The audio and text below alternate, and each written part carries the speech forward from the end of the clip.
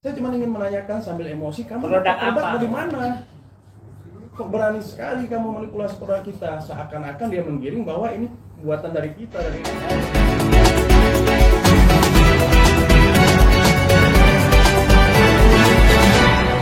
ya. Jadi saya bilang, kalian masih ada jual nggak? Ada di etalase aja, Bunda, kata tim saya. Ternyata dia japri saya, Dek, yakin nggak produk kamu masih ada yang overclaim? Dia tanya, yakin nggak produk kamu masih ada yang overclaim? Aku yakinin diri dong. Enggak dong, udah nggak ada overclaim. Ternyata benar, udah aku cek, ini udah di upgrade semuanya. Selama saya live pertama kali setelah berbenah, saya jualnya yang ini, bukan yang satuan. Jadi di situ tingkah laku yang bikin saya itu sebenarnya agak ini apa ya? Apa aku masuk perangkap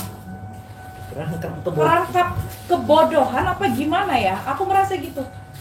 Ini orang DPR nyuruh kakak untuk mereview produk kamu, katanya.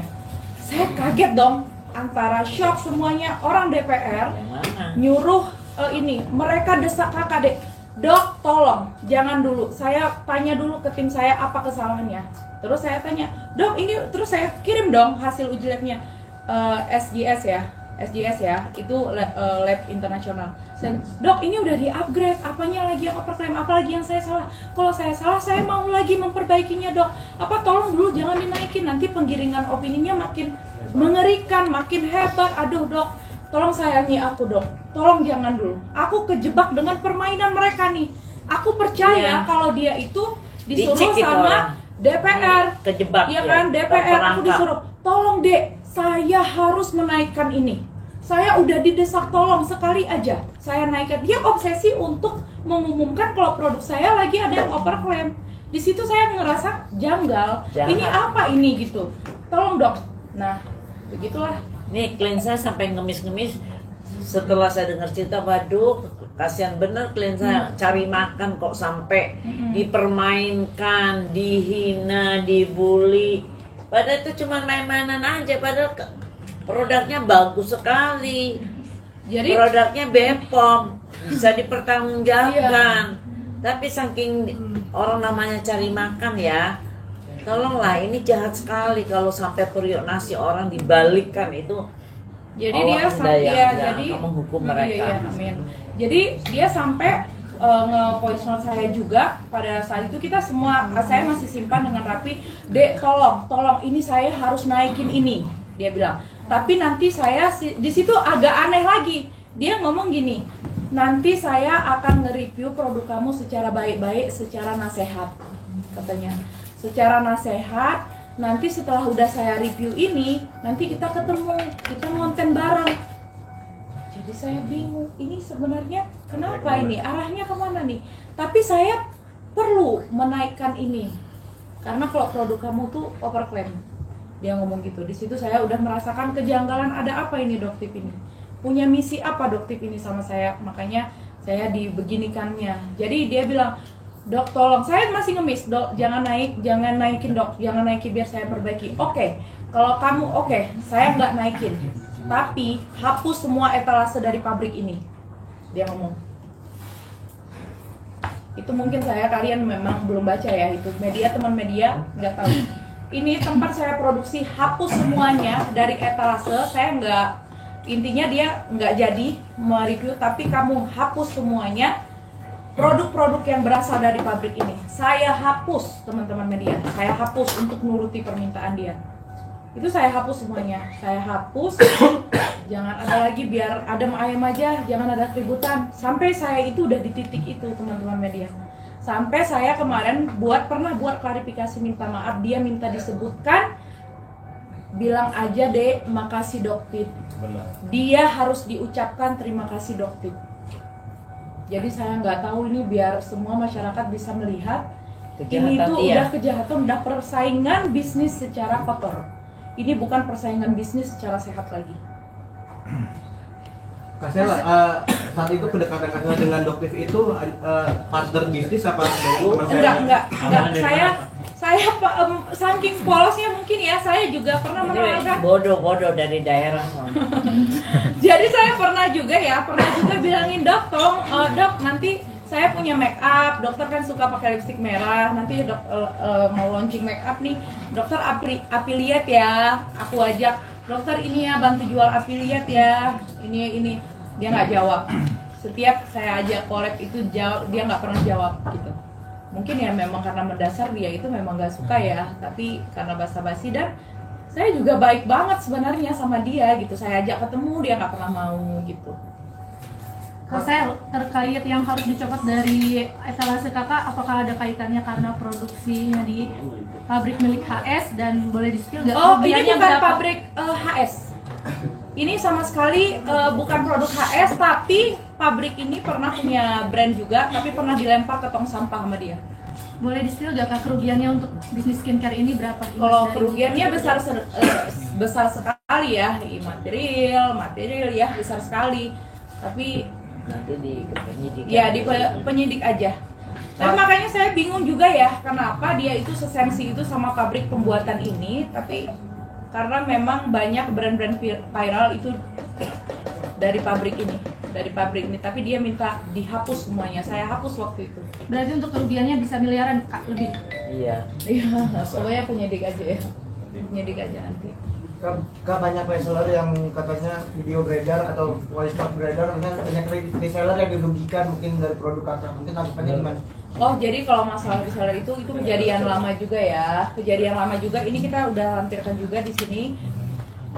Jadi 2 tahun yang yang lalu dua ini kejadian sebenarnya ini karena kan itu kan penggiringan opini, jadi ke diobok-obok lagi kisah lama gitu. Itu sebenarnya yang reseller cushion itu kita pernah ada kejadian untuk menarik semua produk dari distributor ya, dari kemitraan. Tapi itu semuanya udah clear, semuanya udah kita selesaikan. Kita tarik barangnya, kita kembalikan barangnya ke kemitraan atau distributor. Tapi mungkin dari distributornya nggak mengembalikan ke resellernya, begitu. Sebenarnya itu masalah udah selesai semuanya. Tapi karena ada berita begini mungkin dicari lagi ya teman-teman media tahu lah. Kak, sebelumnya kan itu bertemu sama Bepom, ada Doktif juga ya? Iya. Ada obrolan tersendiri nggak pada saat pertemuan? Karena Bepom itu benar-benar di sana itu di acara itu benar-benar sportif banget ya. Jadi mereka tahu ini huru haranya di sini. Jadi aku duduk di pojok, Doktif duduk di pojok. Jadi mereka itu udah mengatur. Jadi memang benar-benar dikontrol dari masuk sampai keluar. Dari tempat lobi ruang tunggu juga benar-benar diaturin. Jadi kita pisah. Jadi untuk menghindari keributan. Mereka tuh sportif itu di acara yang itu. Kan sampai diseret masalah soal utang 60 miliar itu Kak, menurut gimana Kak? Itu aneh juga ya, kadang-kadang 100 M, kadang-kadang 60 M, kadang-kadang 70 M, kadang-kadang pokoknya nggak tahu nih yang mana yang benar ya. Tapi kalau dari saya, yang namanya berbisnis jadi pengusaha itu hutang itu bukan aib, ya. Itu hal yang biasa. Tapi giringannya, nah yang namanya bisnis ya.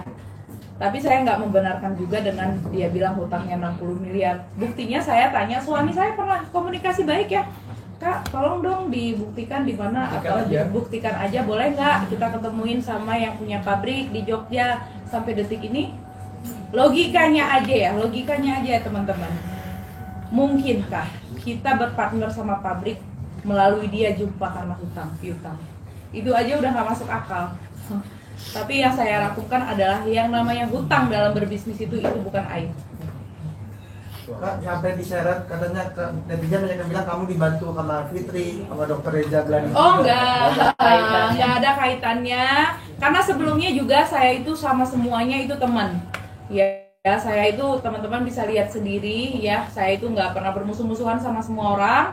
Ya, jadi saya semua baik, sama kanan baik, kiri baik, ini semua baik. Tapi dari kejadian oper-oper klaim kemarin rame-rame skincare, memang kita itu memang rasanya semua brand owner itu kayak lagi melindungi dirinya sendiri, takut komunikasi sama ini, takut komunikasi sama sana gitu. Jadi kita memang banyak yang lost kontak dari kejadian yang kemarin. Tapi kan itu semakin gangguin kamu nih, gimana mungkin Kak? Nggak apa-apa, nggak apa-apa. Itu hak dia. Itu hak dia. Silakan aja. Bang Fitra, akhirnya kemarin statement Bang Fitra sampai viral karena di-spill pihak sebelah yang soal bawa-bawa senjata, soal menyinggung senjata tajam itu gimana Bang? Karena emosi Kak? Itu sebenarnya itu salah sih, sampai dia sekarang penggiringannya bawa nama Kalimantan apa semacam, dari mana saya ngomong seperti itu. Saya cuma di sana menanyakan kepada si dokter, saya bilang ini nggak usah terlalu melebar sekali, saya bilang kamu tuh jawab, kamu dapat produk dari mana? Bantu kami dong, kamu jawab. Kalau memang kalian benar, harusnya kalian kooperatif. Apa salahnya? Oh, saya dapatnya di toko sebelah, umpama katakan, udah selesai. Apa produk klien kami atau tidak? Iya, gitu. kita datangi bareng-bareng, kita datangi sama-sama. Tapi dia ngoceh, menurut dia pansos itu. Benar. Harusnya dia tadinya kan mengirim untuk melindungi masyarakat Indonesia. Tapi ini kejahatan kriminal kok dilindungi. Harusnya yuk sama-sama kita berantas. Saya orang terdepan yang berantas. Gitu. Kalau masih ada reseller itu menjual, karena kita udah melarang untuk pemberhentian Dan dari kita udah cabut juga ya. iya Benar. dari Sudah dimusnahkan. Benar. sudah dimusnahkan produk itu dari Mei 2023 ya. Iya. Terkait bukti CCTV yang kemarin di-share oleh pihak sebelah juga, terdapat ada penguncian pintu secara paksa sama lampu dimatikan itu dari pihak Aduh, Kasela. Ini saya jelaskan sedikit. Nah, itu Mengenai udah lampu terkunci. itu yang mematikan itu dari pihak yang punya Restoran. Jadi jujur, kita dengan kehadiran kita di sana sampai dibilang kita pengorokan sebenarnya nggak ada. Saya memang agak sedikit emosi. Saya datang, saya ingin menanyakan, tetapi oleh tim memisahkan saya. Saya cuma ingin menanyakan sambil emosi, kamu Produk dapat apa? dari mana? Kok berani sekali kamu manipulasi produk kita, seakan-akan dia menggiring bahwa ini buatan dari kita, dari